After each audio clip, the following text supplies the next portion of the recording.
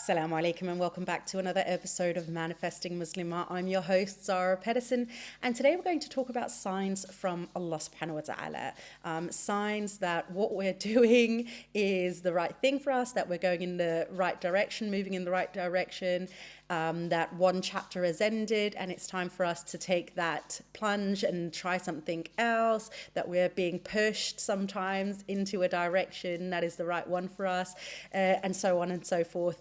Quick little disclaimer, well, two. Number one, I don't know if you can hear it, the little pitter patter of doggy feet on the floor.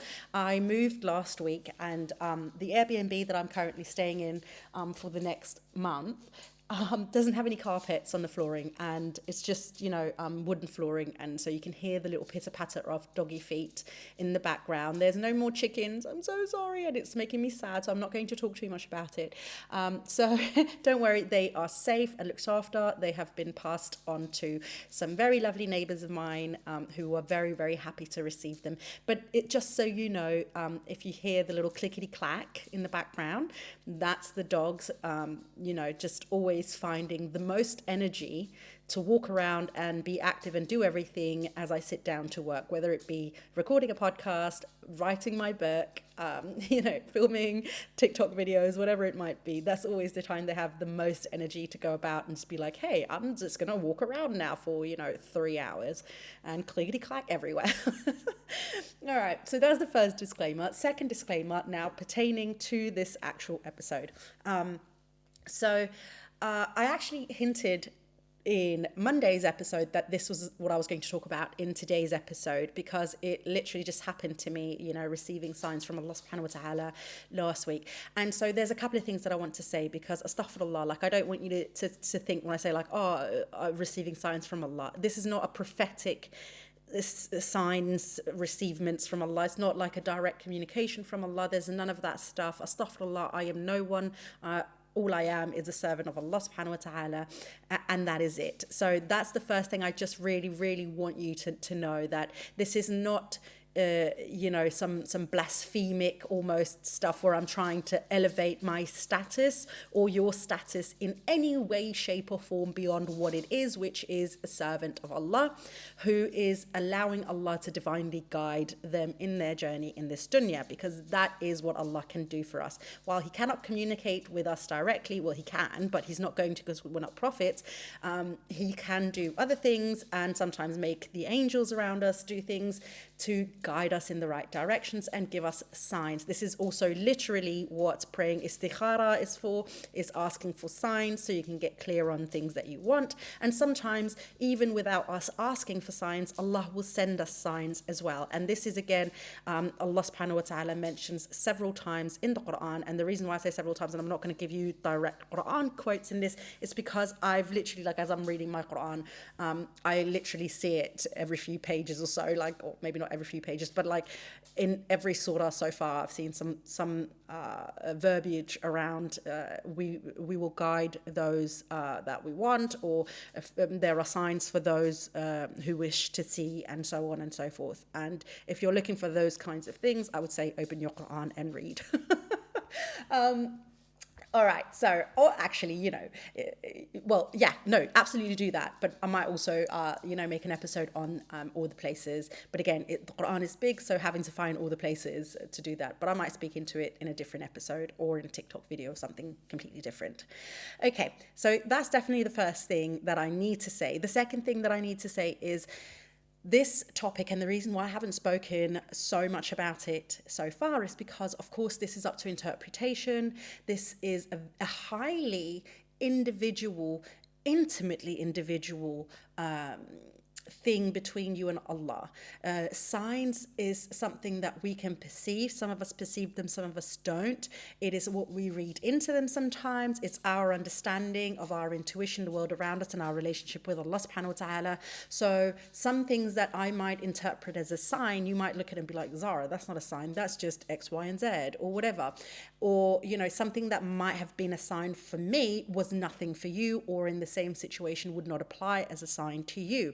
But again, this is why it's such a sensitive topic that I've sort of avoid it, but I don't think I can avoid it anymore because I feel very, very pulled towards talking about this, because again, I do hear from you guys. I do receive your messages, and a lot of you are asking me about, oh, do you think this is a sign, or is this a sign? I prayed istikhara and then this happened, and honestly, I can only ever answer one thing, and that is, it is not for me to say what is a sign from Allah to you, because you will know that before I would even understand the sign and the meaning of the sign and your relationship between yourself and Allah subhanahu wa ta'ala. So of course I can't say these things for you, but it is a very, very wanted topic. So what I'm going to do, instead of sort of saying this is a sign and this is not a sign, because again, who am I to say that? I am no one to say that, and I cannot speak on anybody's behalf. Even the signs that I get in my life, I have to really look at the whole situation, understand my intention at that moment, understand, really do a lot of reflection inwards, look in myself to understand whether or not something is a sign, which is again why nobody else would be able to tell me whether or not what was happening to me was a sign. I think that I've kind of put the disclaimers that needed to be put out there at this point, but I do feel like it was very important for me just to make these points very, very clear. And if you're sitting out there and you're thinking, but I don't know if this is a sign, then I will give you some things towards this end of this episode. Hopefully will help you to know how you can become better at understanding whether or not something is a sign for you. Okay. So let's go into this with all the best of intentions, inshallah, bismillah. Okay, so I mentioned, and the reason why I mentioned it in Monday's episode and just ever so slightly hinted that this was going to be today's episode, was because I moved house last week. So for those of you who don't know, maybe you're new here, or maybe you've just kind of missed that episode, because I actually haven't spoken that much about it, I don't think, at least. Last year in May, in 2023, I signed a lease for a house in Spain, and I moved there, and I just signed for a year, and I didn't know what was going to happen afterwards, after the year. I was actually signing the lease with the intention of potentially staying longer, because I absolutely loved the house there, and it was very far up the mountains, and it was countryside, and it was beautiful and greenery and all the good things, and a beautiful home, and it was everything that I needed. But it came off the back of a very chaotic year in my life, where I had gotten a divorce, and the divorce was a bit tumultuous, and it really uprooted my life in a very uncomfortable way, which divorce will do, I think, to anybody, and a very heavy depression and everything like that. And so it came off the back of a time when I really needed to rest, and I really needed some quiet time to really be able to get in touch with myself again, really understand what I wanted in life, what I wanted to do, and how to get there, and really just heal some things that I'd been carrying for a long time within myself that had been holding me back in life. So that is what this move to this mountain house in Spain came off of. And so when I signed the house, as I said, being in that position, being that emotionally fragile at the time, spiritually even potentially fragile, I, of course, when I saw the house and I moved in and I found that tranquility and peace and calmness that I was looking for, was completely in awe. I was like, yes, this is exactly and 100% what I need right now. And I love it so much so that I'm going to be here forever. That was my thought. I was like, I'm going to live here forever. I'm never going to want to move. 1 second, really quickly. Why do I keep saying it? But I'm just going to put Doodle up on the sofa because his little tippy tappy toes are kind of very loud on my end. So 1 second. I honestly don't know why I keep sort of saying to you when I kind of leave the microphone for a bit, because I don't actually think you would notice if I just kind of just did it and didn't say anything. But, full transparency, even when real life gets in the way of trying to be, girl bossing and all that stuff. Anyway, so I had this wonderful house and I'd had this mindset that I'm going to stay there forever. But of course, I wasn't going to be this broken, unhealed self forever, because I was actively working towards healing and becoming the person that I wanted to be, and, moving on from things and doing the things that was necessary for me, which meant that at some point I was like, you know what? I don't want to be this isolated from people anymore. I need people around me. I also would like to be in a place where, you know, I don't have to drive to get to the supermarket, drive 10 kilometers down a mountain to get to the nearest supermarket. I'd like to have, you know, a shopping center that's, you know, closer than an hour and a half to me. I'd like, you know, the opportunity to see friends, family, nearest airport not being, you know, nearly 3 hours drive away from me, you know, all of these things. And so obviously the closer I came to the end of my lease, the more I sort of got into this mindset of like, you know, I'm not going to extend my lease. I am going to move, which is of course what happened last week. So one thing that also then happened in the couple of weeks leading up to my move, I started getting cold feet. I started, you know, being a little hesitant, questioning my decision. Am I doing the right thing? Because at the same time I was like, but I don't know what's going to happen now. Like, I know I've got Manifesting Muslim, I know I've got my books and all these things, but I don't have a home and I don't really know where I want to live. My income is still sort of like up and down because this is a new business. So some months are great, some months not so great. And I just didn't really quite know where I wanted to settle yet. And so I ultimately ended up landing on, I'm going to perhaps continue road tripping around Europe and, you know, traveling to Italy, to Greece, Turkey, things like that, because I'm in my car. And I thought that would be a nice way to perhaps spend the summer seeing parts of Europe that I haven't actually explored yet. And I quite like the idea. And I'm sort of like saying this loosely because I don't like to plan, because I find that every time I plan too much, God just has a way of just laughing at me and being like, nah, you're joking. That's not happening. We're going to go this direction. So I have a tendency not to plan too precisely in my life, because I always find that the complete opposite of what I want happens. So I always just surrender it back and kind of leave it quite a loosely thing. But ultimately, I kind of had this idea in my mind that, okay, I'm going to, you know, travel around a bit. And so before I wanted to do that, I'm so sorry, I'm so bad at telling these kinds of stories, I reckon. But before I actually made that decision that I was going to travel around Europe, I thought, I'm going to move back to London, or I'm going to move to Brighton. I do also quite like Brighton. So at first I was like, it's going to be London. But then I was like, I don't really know, because London is expensive. Of course, we all know that. A big metropolis and very, very international. And so I was thinking, am I going to move to London and, you know, pay an extraordinary amount of money in rent for a shoebox after having lived in the most open space that I could have lived, like up in the mountains in Spain. And I could feel that there was some hesitation, but there was also a part of me that was like, oh, that could be good. That could be fun. You know, reminiscing on, you know, the old days when I lived in London and the excitement and the love that I have for London. And then I played around with maybe I should be in Brighton. And then I also played around with maybe I should be in the English countryside. And so there was no certainty. Do you hear that? Do you hear that? This is like literally the number one step in my framework. If you don't know what my framework is, it is the framework I use to manifest in my life. You can find the framework in my book, Manifesting Muslimite. It's going to be linked in the show notes. And it's literally a 7-step framework. And the first one is get clear on what you want. And my thing was, I wasn't clear on what I wanted. Do you see that? I was like, oh, where should I go? London, Brighton, out in the countryside. Those are three if you know England, you know that those are three very different entities. Those are three very different lifestyles.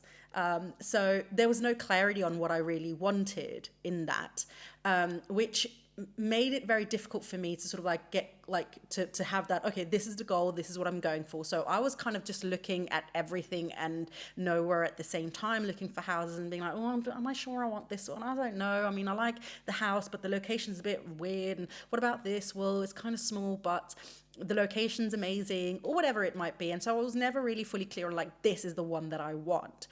And so nothing came of it, because I was flip-flopping on my own decision. So of course, nothing, you know, manifested. I didn't find a place.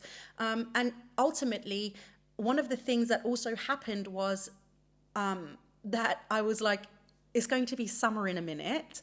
You know, we're in March now, but, you know, I'm in Spain, it's already getting warmer, and I really quite like that. My depression, I do take medication for my depression. I'm very, very open and honest about that, and I'm trying to do that as transparently as I can, because I think this is a huge topic that is very taboo within the Muslim communities. But again, that's a topic for another day.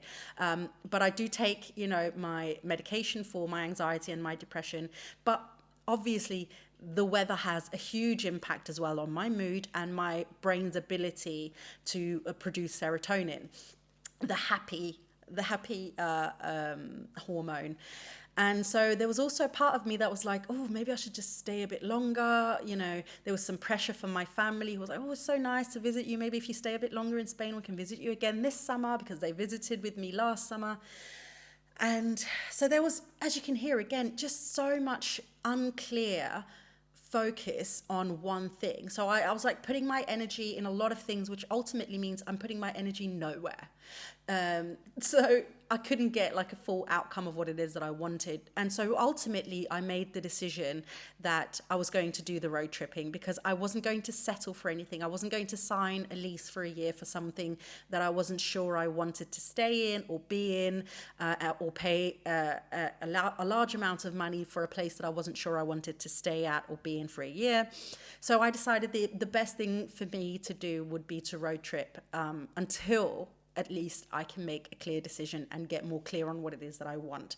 And so that was what happened as I kind of came up to the moving day last week. And while I was getting ready to move, I have my turkey. If you haven't seen pictures of my turkey or videos of my turkey, then you're not following me or on Instagram or on TikTok, because shame on you. He is so beautiful. His name is Tim and Tot, and his story is that I went out and I thought he was a chicken for sale, and he was so ugly. I thought, wow, that's an ugly chicken. That just shows me what I know about poultry. So I bought him and I was like, I'll give you a good home. You look like you've had a rough life. And it just turns out that turkey babies are just kind of ugly. I didn't know he was a turkey until the guy who was maintaining my pool where I lived came by, and he was like, Zahra, that's not a turkey, you ninny. That's not a chicken, you ninny. That's a turkey. And he grew, and I just fell in love with him. And the last week, as I was really packing up and getting ready to move, so basically I moved out on the 15th. That was like my moving out date. And I ended up leaving on the 14th, and here's why. On Monday, I started getting hesitant. I was like, oh no, I'm going to leave Timmy Tot, my turkey. And I felt really sad about that. I love that little turkey so much. And I know that sounds absolutely ludicrous, but I do. And he loves scratches and kisses, and he smells like corn and wheat. And he was just so beautiful. And I'd just gotten so used to the life there and the silence. I started to question my decision. I started to question if I should even have moved to begin with. And it was to the point where I actually spoke on it to my sister. I was like, I'm like even questioning whether or not I should even be moving. Maybe I should just like call my landlady, because at this point they hadn't found anybody else to move into the house yet. So I was like, there's still time. I can still call her and be like, let's just, add another 6 months to the lease. I could do that. I could have done that if I wanted to. But I knew it was ludicrous. But there was a part of me, that emotional part of me, that got attached to this house and to the turkey and the quiet lifestyle and the mountains and the views and everything, that started being like, oh my God, what are you doing? What's going to happen now? You don't know what's going to happen. Where are you going? There's no certainty. You don't have any plans. Yada, yada, yada, yada. My logical brain trying to, argue for the success of what was about to come. Which, of course, we can't do, because we don't have the wherewithal to look into the future and to know what's going to happen. But ultimately, what ended up happening was my phone stopped having reception. That's the first thing that happened. So I could only use my phone with my Wi-Fi in my house. There was no network. So I was like, oh, this is an inconvenience. It's a massive inconvenience when you live up in the mountains. to not have a phone. So it meant that a lot of people couldn't get in contact with me. It was very difficult for me to sort of like, if I was out and about, my mum couldn't reach me, people couldn't reach me, things like that. There's also some work things and stuff like that that just made it more difficult. And I thought, okay, this is a problem, but okay, I could kind of like live with that for a time. Then my electricity went out. And so I cancelled my electricity on the Tuesday. And I said, listen, I'm not leaving until the 15th. So just so you know, she's like, don't worry about it. We're not going to do anything about the electricity. We're just taking your name off the thing. And then on Wednesday morning, I'd woken up for suhoor. I went and cancelled it on Tuesday. Went in, I woke up on the night or morning to Wednesday for suhoor, and I prayed tarawih and fajr. And while I was doing some du'as and some dhikr, the electricity went out, and I didn't actually notice it in that moment because I was so focused on my dhikr that I didn't necessarily notice it. But when I was finished, I opened my eyes because I'd kind of been squinting a bit, but like I opened my eyes and I was sat in complete darkness, and I thought, this happened. So I didn't think too much of it in that time, in that moment. Because again, I lived up in the mountains, and where I lived was very secluded. I'm going to share more about that over on TikTok and Instagram because I've moved now. So now I feel comfortable sharing where I actually stayed, and you will see how absolutely bum pluck of nowhere I lived. Like absolutely out in the mountains. So it was very common for me to lose electricity for a few hours or half a day sometimes. But I always knew that it would come back up again. Maybe it was because there was like a storm or it had been raining a lot and whatever. And so sometimes the electricity would just go out, but it would always come back. So I just thought, oh, well, this is normal. So I just went back to bed again, and I went to sleep after I'd prayed and everything. So there was no electricity. And a couple of hours later, I just kind of woke up because I heard the electricity come back on again. And I thought, okay, great, the electricity is on again. But then I just kind of turned off the light and went back to sleep again. When I woke up again on that day, the electricity still wasn't there. And from then on, I just had no more electricity in the house, so I can use the washing machine. I had no electricity to charge my phone, to be on my laptop, which is also why I couldn't record an episode for you last Thursday, because I had no electricity and no Wi-Fi, which also meant my phone was absolutely useless because, again, there was no network. So I was completely isolated at that moment, and it was very limited what I could do, because these are also, I don't know if you know this about Spain, but because it's generally a warmer country, a warmer climate, certain places, especially out in the countryside, they don't have radiators or central heating or stuff like that. So you warm up using fire, burning logs. And when the sun goes down in the winter months, though it's not like wintry snowing or anything like that, it still gets very cold and dark. And so I was sitting in the evening with no lights, no heat. I turned on the fire. I had like a flashlight and some candles and stuff, but I couldn't do anything in the evenings. I could hardly read a book because it was quite dark in the house and it was cold, and I couldn't charge my phone. So I had to be quite cautious with how I used my battery on my phone, even like the flashlight and things like that. It just turned into a whole mess. The last week was sort of like this is where, coming back to the subject of today's episode, it was very much a sign for me you're done here. Your time here is done. Stop being ridiculous. Move. It was sort of like it's becoming more difficult to be there than it is to leave. So it became easier for me to think of the option of leaving than it was for me to think of the option of staying. So do you see how, for me, that was a massive sign from Allah, because I was questioning and I started feeling the hesitancy and the fear and the doubts about what was going to happen. And then Allah was like, I see what's going on in your mind right now. I don't want you to go backwards. I want you to go forwards. So I'm going to make it difficult for you now to stay in this house. So it'll be easier for you to move. And while it's difficult, because it actually meant that I had to leave Thursday evening rather than on the Friday that I had planned, and it meant that I had like one day less with my turkey. I know I speak a lot about Timmy Top, but I love him so much and I miss him so much already. But it meant that I could leave earlier and I could leave with a good conscience, because I was like, okay, at least now I'm going to get to this other place. I'm in an Airbnb on the other end of Spain now. There's Wi-Fi, there's electricity, there's heating, and life feels a little bit easier here. Waking up for suhoor with electricity is easier, because I had to wake up Thursday for suhoor and pray and make a meal with a flashlight in a house that was freezing, and it wasn't very pleasurable. And also the water, there's no hot water. There was whatever was left in the tank, but it's one of those systems where you have like a water tank, and then it'll heat it up electrically, and that's the hot water you get, and once it's used, it's used. So I also had like cold water that I was showering in and making my wudu with. It was just miserable. And so that to me was a very clear sign from Allah that what I was doing was the right thing. And again, just because this was a sign to me, you might listen into this and be like, that's not a sign, that's just the electricity company or whatever. And yes, it could have been very well the electricity company. It could have very well been that, the network, there was a tower that had fallen, whatever. You could argue all of these things logically. However, it's not necessary. It's not necessary, because while we can argue all of these things logically, it still remains that things happen to fall within a time frame that spoke so massively to me. Excuse me, young lady, don't do that. It was a little birdie.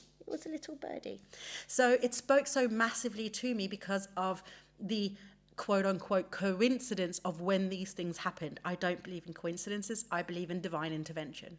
So if you're the kind of person who believes in coincidences, then maybe, even law of attraction isn't actually for you, because law of attraction is not about coincidences. It's about divine intervention. It's about placing yourself in a position where you can receive the blessings and put yourself in a position of favor, and so on and so forth. And so if you're the kind of person who believes in luck and coincidence and and all of that, this is not for you, clearly. But again, I could have been like, oh, Allah is making it miserable for me. Why is Allah pushing back on me, having a good last few days? But Allah doesn't do that. He's not here to try and make our lives miserable. He's there to sort of highlight the positive. It's easy for you to leave. Look, I'm making it easy for you to leave. So he's saying, I'm not making it easy for you to stay because I know you're struggling to leave. So do you see, it's not about him being, I'm going to bully you and I'm going to bully you out of your house. He's like, I will make it so that it's easy for you to leave. And this is what Allah sometimes does for us. So signs in general, I'm sorry, that was a bit of a long story and this might be a bit of a long episode. So I hope you've got a long drive ahead of you or a long walk or whatever it might be as you're listening to this episode. If you're still there, hi, are you still there? If you're still there, leave me a comment on my Instagram or my TikTok saying, I was still there, I was still listening, whatever it might be, and a turkey emoji. So I know that you've listened through. But anyway, so that's what Allah sometimes does. He will put us in a position where he will push signs on us in situations where it is up to us to interpret the signs. It is up to us to use our logic and reason and our intuition. Our intuition and our connection with Allah subhanahu wa ta'ala and our ability to look inwards and to really read the signs that we're being given. What we shouldn't be using logic and reason necessarily in those situations, because that's where we'll look at it and see Allah for being a bully and making things hard for us. If Allah is like, I'm going to make you lose your home, then it's not necessarily because he wants you to be homeless. It's because he wants you to downgrade so you can have a better life, so you can work a little bit less, so you can spend more time with your family. Do you see what I mean? If Allah removes a person from your life, if somebody passes away, they get sick or they just leave you, it's not because he wants you to be alone. It's because he wants you to understand your value, or he wants you to step into a different role, into a different level of responsibility, whatever it might be, that will ultimately serve you and the rest of your family better. So that is why I say, we don't want to use necessarily logic. Oh my goodness, I'm so sorry. You fell. Are you okay? I get it. It's Ramadan. We're all a bit dizzy. It's the low blood sugars. I'm So sorry, my darling. So what we don't want to do is necessarily use logic and reasoning too much, because then we'll start looking at it as something bad that happens. Oh, why is all of these bad things happening to me? Why are all these bad things happening to me? And that's where we put ourselves in that victim mentality. Oh, why is the electricity company shutting down my thing? Why couldn't they listen? Why this, that, and the other? And also, by the way, I did find out it wasn't the electricity company. Something had actually happened with the electricity within the house, because the electricity company wouldn't actually shut down the electricity in the house beforehand. So, yeah, that was completely different. But still, the point is that we want to be able to see the signs that we're getting and be able to look at it from a place of intuition and a place of self-reflection. What have I been thinking about lately? What's been going on with me lately? What's the environment trying to tell me? What is it I'm trying to sort of like, what Allah subhanahu wa ta'ala trying to get me to see? What is he trying to make easier for me? Because here's the thing, Allah says to us in the Quran, I can't remember the specific ayat, but you can probably Google it, everything good that happens to you is from me, and everything that's bad that happens to you is from yourself. So everything that he does, even in his signs that might, like as I said, the electricity running out and making it kind of miserable for me to stay in the house for the last sort of 24, 48 hours, wasn't because Allah was trying to make things miserable. It was because he was trying to make it easier. And that was a good thing that had befallen me from Allah. Allah was actually doing something that was really good for me. So I can look at the detail of it and be like, oh, that's bad, and complain. But that's not the purpose. That's not the outcome. That's not the reason. So we have to show some grace when these things are happening to ourselves, and also, and I know this is going to sound weird, but to Allah. What are we thinking about Allah? What is the relationship we have with Allah, where we're constantly believing that Allah is trying to punish us and make life miserable for us? No, Allah is doing these things because he's trying to bless us with more and better and make things easier for us in the long run and connect back to ourselves and to him. So even the signs that might feel like, oh, this was a harsh way of doing things. I mean, the divorce that I went through, and a lot of people have gone through in their lives, leading them to better marriages, perhaps a better future, better, self-esteem, whatever it might be. And no, that doesn't mean that the divorce is fun and it's quote unquote good, but the outcome, the final outcome of the event that Allah has made happen is for the good. Again, Allah will only, the good things that happen to us are from Allah. But sometimes it'll come in a packaging that to us might look a little bit displeasing. Now, that's not to say that all signs from Allah subhanahu wa ta'ala are going to be, these big catastrophes or anything like that happening to us. That is also to say that, just because the sign might look negative to us, ultimately, we have to read between the lines, because we are not in direct communication with Allah, in that he can't reply to us like on a phone call. He's not texting us. He's sending signs. Excuse the dogs. I'm so sorry. Doodle! No, I'm going to have to do this one more time. I'm so sorry, loves. Yes, anyway, so we're not in that direct communication where we can receive replies from Allah directly, word for word. So he will send it to us in signs. And instead of looking at the signs only from how we perceive it in that moment, look at the outcome of what is going on. What is the outcome of the electricity going out? It means that it's easier for me to leave. What is the outcome of the divorce? It means that I could work on my own self identity, confidence, things like that would make me get into a relationship that wasn't necessarily serving me the best. All of these things that we're ultimately, going through, looking at it from a perspective of what is the final outcome of this sign.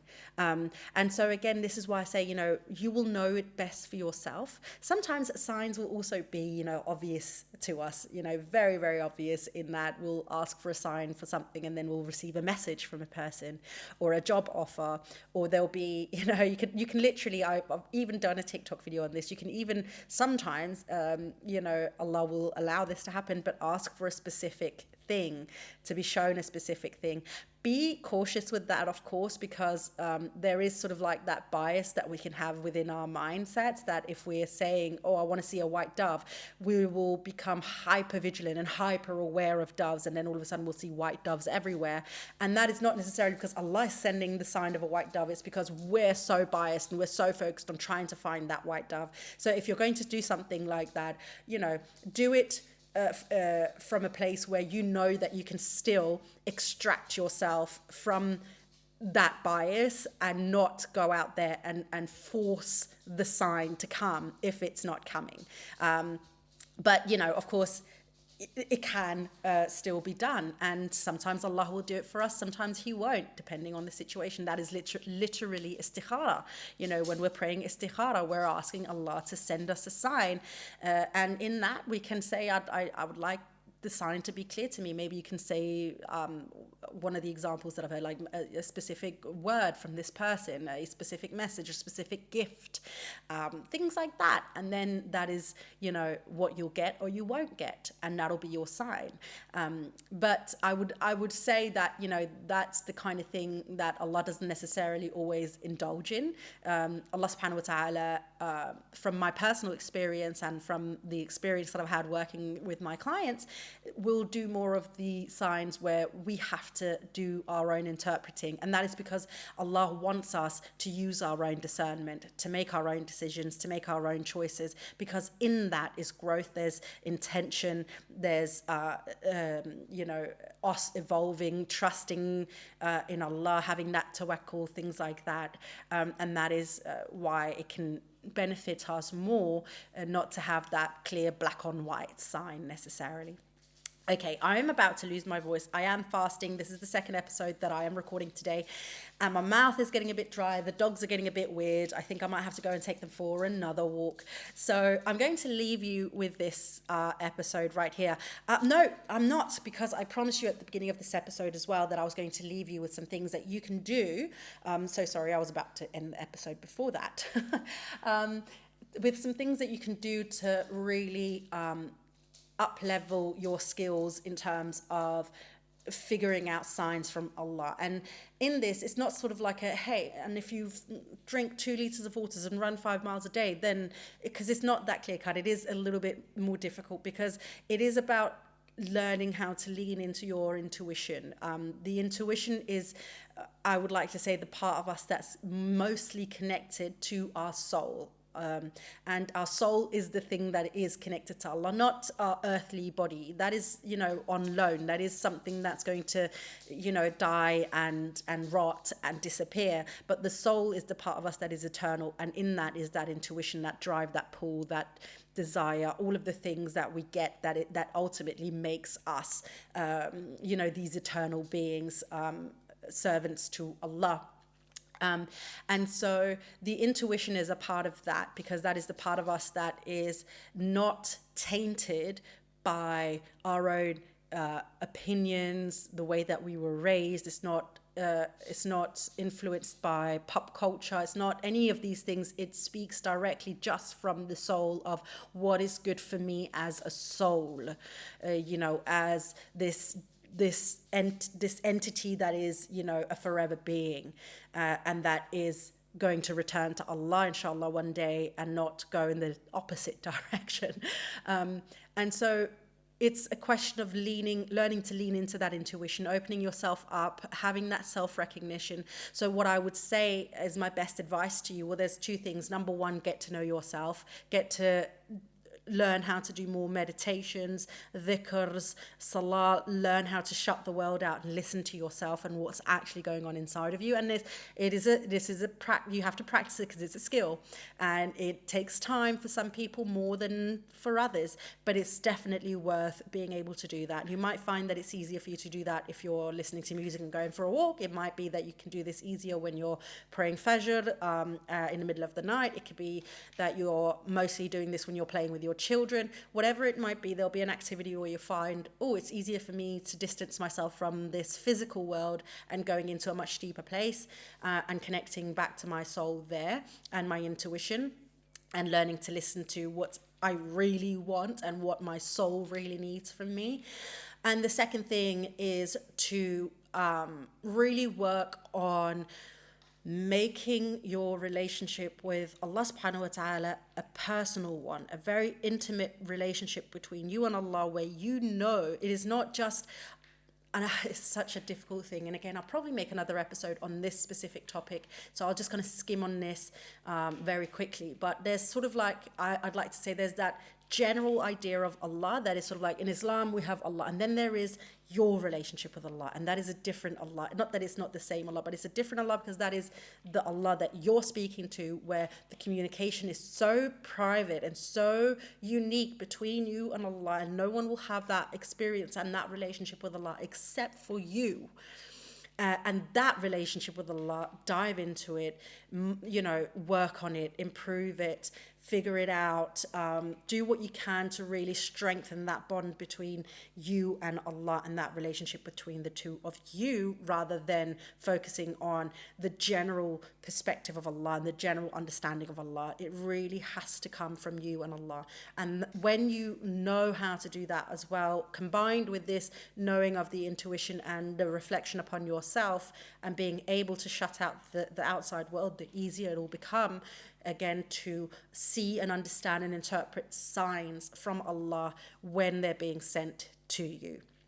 Okay, now I am going to say thank you so much for listening to today's episode. I hope there was something beneficial for you in this. I'm so sorry for all the disturbances in the background. That is life. I choose to think that you're kind of enjoying listening to it, not necessarily the loud noises and stuff, but that you're also understanding that, hey, she's a one-man band. She's starting up this company, still like a relatively new business, but she still pushes out content that hopefully, inshallah, is useful to you. And I hope that you can laugh along with me when things happen in the background as I'm recording.